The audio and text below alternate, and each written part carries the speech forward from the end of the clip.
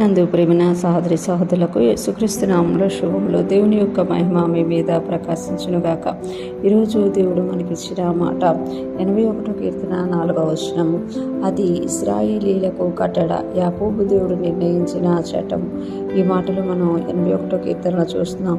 అది అంటే ఏది అనేది తెలియాలి మనకి అని అంటే మనం పై వచనాలు చదువుకోవాలి. మొదటి 3 వచనాలు చూసుకుంటే 81 కీర్తన మొదటి 3 వచనాలు, మనకు బలమైన దేవునికి ఆనందగానం చేయడి, యాకోబు దేవుని బట్టి ఉత్సాహధ్వని చేయడి, కీర్తన ఎత్తుడి, కిలక తప్పట పట్టుకునుడి, స్వరమండలమును మనోహరమైన సితారాను వాయించుడి, అమావాస్య నాడు కొమ్ము ఊదుడి, మనము పండగ ఆచరించి దినమగు పున్నము నాడు కొమ్ము ఊదుడి. అంటే దేవుణ్ణి స్తుతించండి. అది ఇశ్రాయేలీయులకు కట్టడ.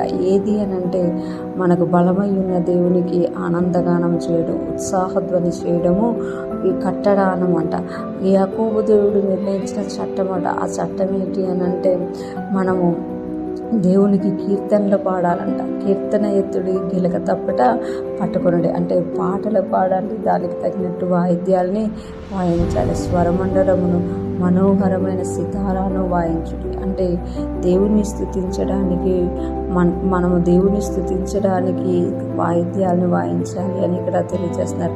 మళ్ళీ చెప్తున్నారు కదా, కీర్తన ఎత్తుడి, పాట పాడండి. మనకు బలమై ఉన్న దేవునికి పాట పాడండి, మనకు దుర్గమైన దేవునికి ఆనందగానం చేయండి. అది ఏంటి అని అంటే ఇశ్రాయేలుకు కట్టడంట. అంటే దేవుడు పెట్టిన అనేక చట్టాల్లో, అనేక కట్టడల్లో ఇది ఒక కట్టడ అనమాట.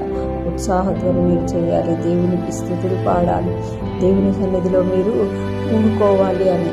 3 రోజులను చూస్తే అమావాస్య నాడు కొమ్ము ఊదుడి, మనము పండగ ఆచరించి దినముకు పున్నము నాడు కొమ్ము ఊదుడి. అమావాస్య నాడు కొమ్ము ఊదుడి, మనము పండగ ఆచరించి దినమగు పున్నము నాడు కొమ్ము ఊదుడి. అమావాస్య పున్నం వచ్చిందంటే చాలామంది భయపడిపోతూ ఉంటారన్నమాట. చాలామంది అవి ఒక నెగిటివ్ డేస్గా చూస్తూ ఉంటారన్నమాట.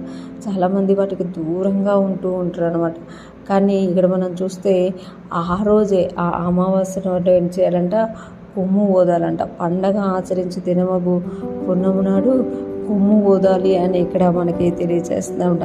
అంటే ఎటువంటి రోజైనా, ఏ సిచ్యువేషన్ అయినా మనకు బలమై ఉన్న దేవునికి మనం ఏం చేయాలి అని అంటే ఆనందగానం చేయాలి. అది ఇశ్రాయేలీయులకు కట్టడంట, యాకోబు దేవుడు పెట్టిన చట్టం అంట. ఈరోజు ఫ్రెష్ మనం ఉంటున్న ప్రతి ఒక్కరూ జ్ఞాపకం చేసుకోవాలి.